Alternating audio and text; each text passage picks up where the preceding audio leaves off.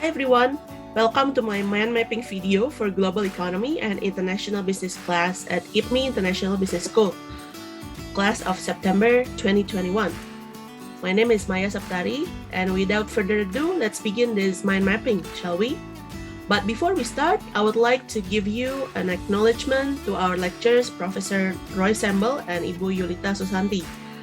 Professor Roy is a funny and very insightful person, always encourages us to not be afraid to make mistakes. And Professor Yulita is always full of spirit, cheerful, and had given us a lot of useful information in the international business. So here is what we've learned during the 8-week course of this subject. Check this out. Okay, so these are the mind mapping for the whole 8 weeks of the course.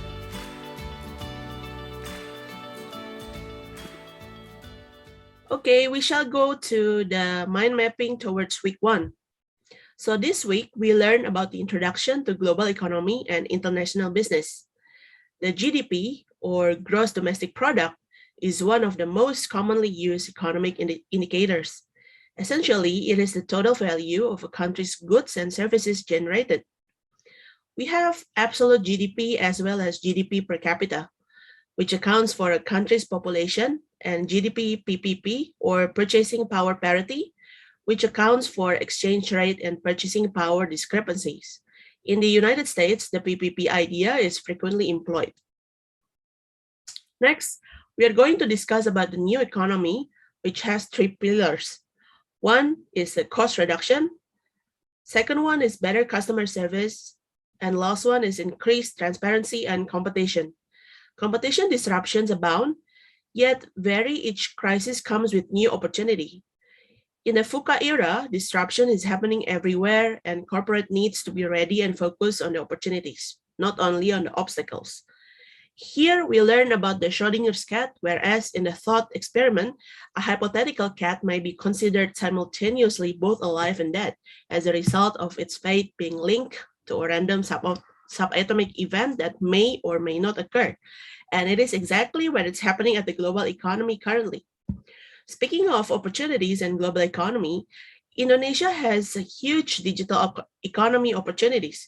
It has become a digital hub in Asia, and as of December 2021, there are 12 unicorns in Indonesia with potentials of more in the near future. So let's see what we learned in the week number 2.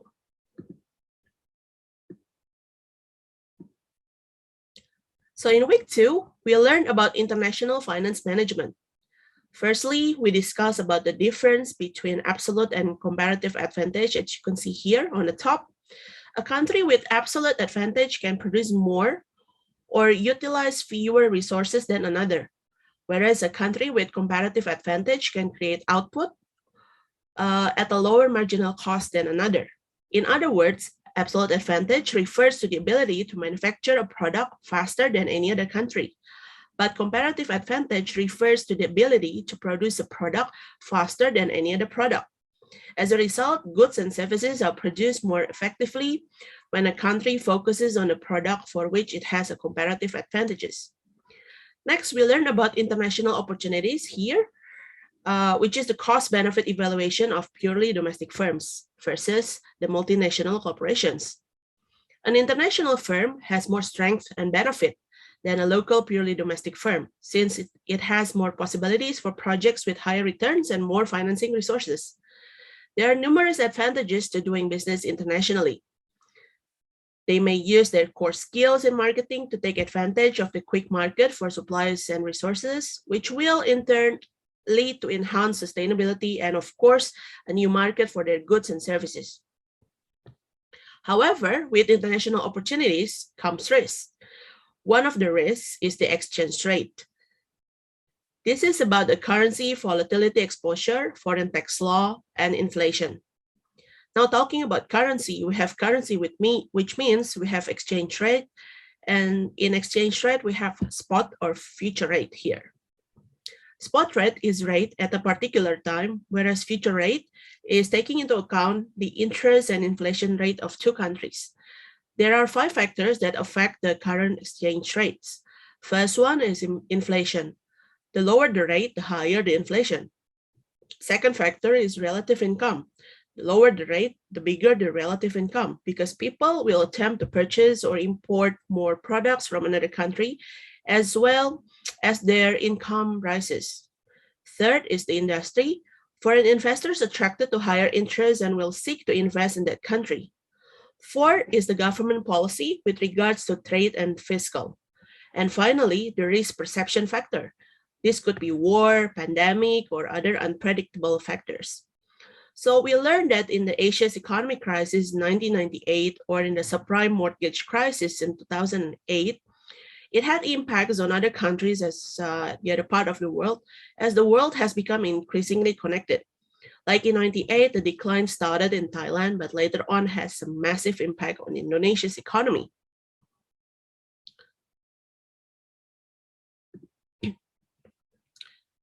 Next, in week 3, we learn about the theory of tariff and quota.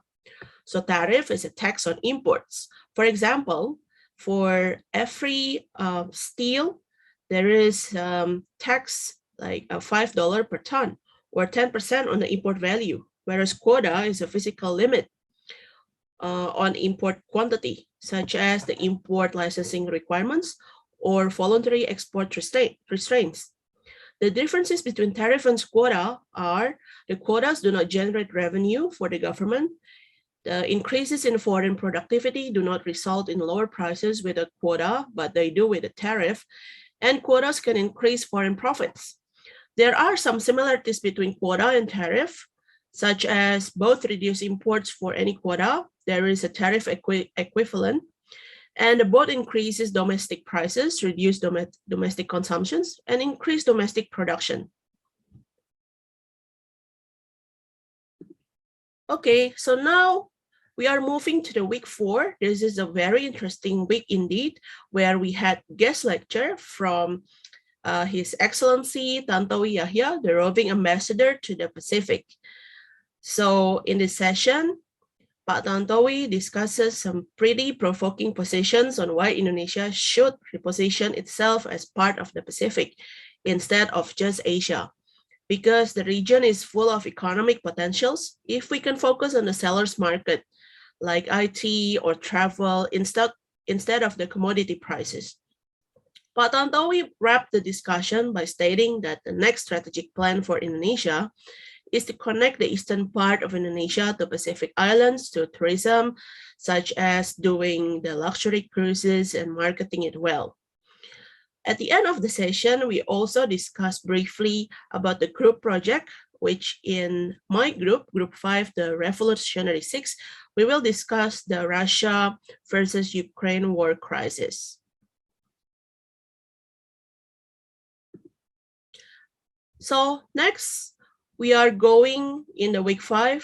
The week is going pretty fast. And this time we learn about the international business and the level of international business activities. So there are 4 types of activities. The first one is domestic business. So this is when a company gathers all of its resources and sells all of its goods and services in a single country.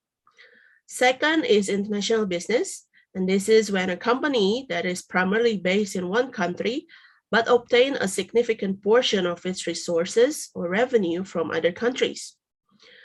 Third one is multinational business. This is a company that purchases raw materials from a global marketplace. It has the ability to borrow money, make items, and sell the items on a global market. A multinational company has greater strength and advantages compared to a local domestic company, as it has more options to choose projects with better returns. And lastly, global business, which is the highest level of international business. It is a business where it transcends national boundaries and is not committed to a single home countries. So you see here how does the international business differs from the domestic, which is the currency conversions are required here, differing legal system, cultural, economic, and infrastructure differences. You may wonder on why the company should go globalize. The reasons are so they can leverage core competencies, to acquire more resources and supplies, to seek new markets, and to better compete with rivals. Now, here are the 4 techniques that come from the framework of the local responsiveness. The home replication approach is the first. This is where domestic customers design items and overseas businesses mostly pursue to extend the life of domestic products and replicate market success.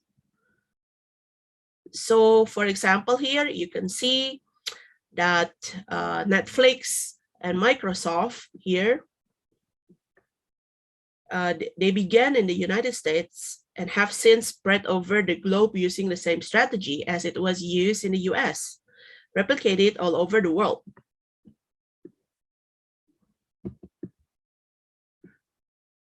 The second strategy is a multi-domestic strategy.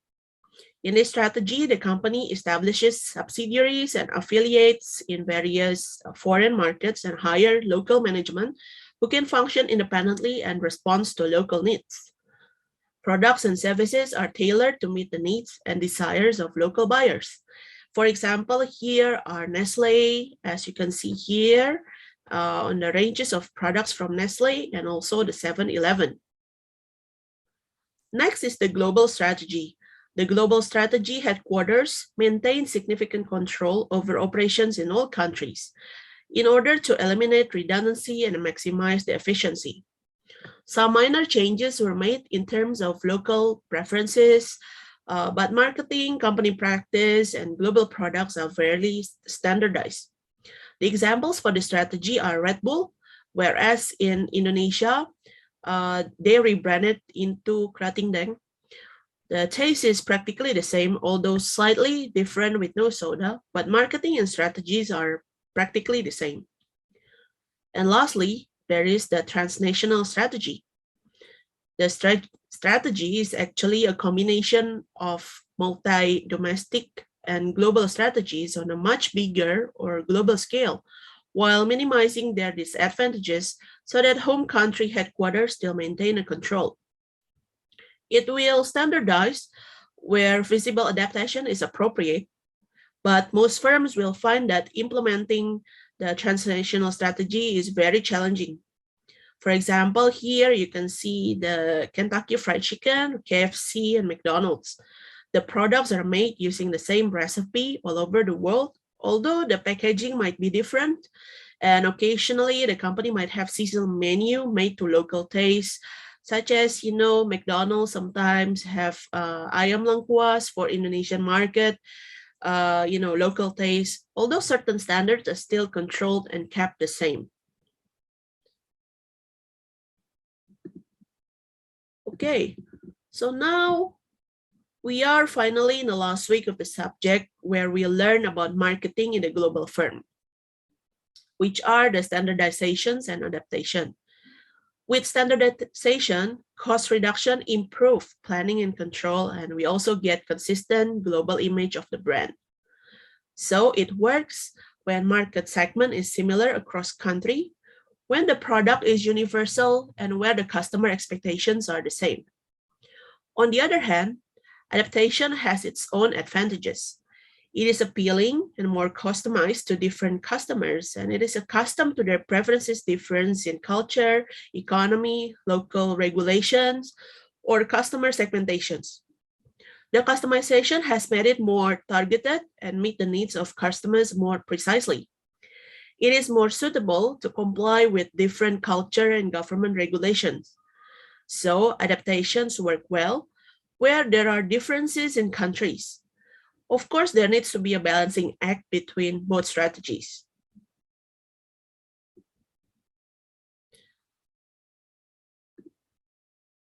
Lastly, we discuss about the competitiveness of nations.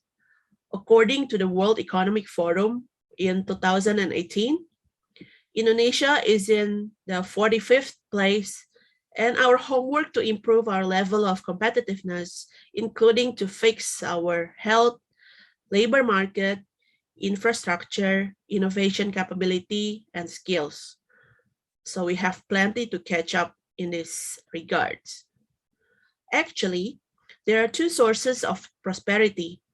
First one is inherited prosperity and the created prosperity. So you might ask, which one is actually better? Well, inherited property, like the natural resources, is good if you have it. Like if you have natural resources, it's really good for your country, but it tends to make us stay in the comfort zone. So it's actually dangerous in the long run. Whereas in creative prosperity countries who basically have nothing, they need to find a source of prosperity and forces you to be creative. So it tends to last longer for many generations to come.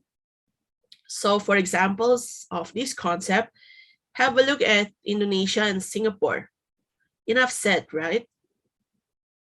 And for the last lecture, we discussed about the recent issues which is happening around us during the month of April and May 2022. The first one is a stock market trend based on calendar.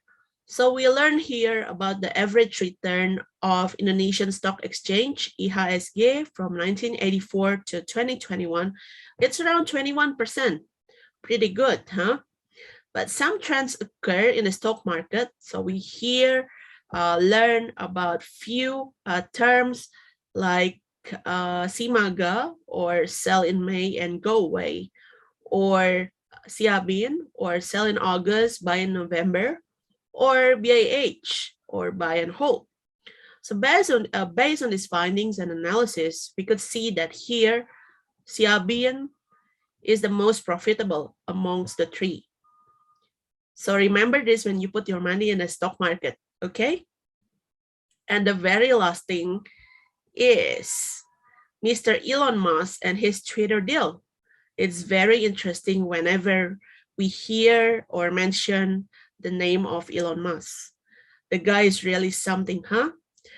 So is it deal or no deal? Only God and only he knows. Okay. So that is about all that we learned during the 8 weeks of the course. This has been very insightful, fun, and it's very enjoyable. So with this slide, I'm wrapping this mind mapping video, and I hope you find this enjoyable as much as I did. So don't forget to like and comment on this video. So this is Maya signing off. Bye-bye.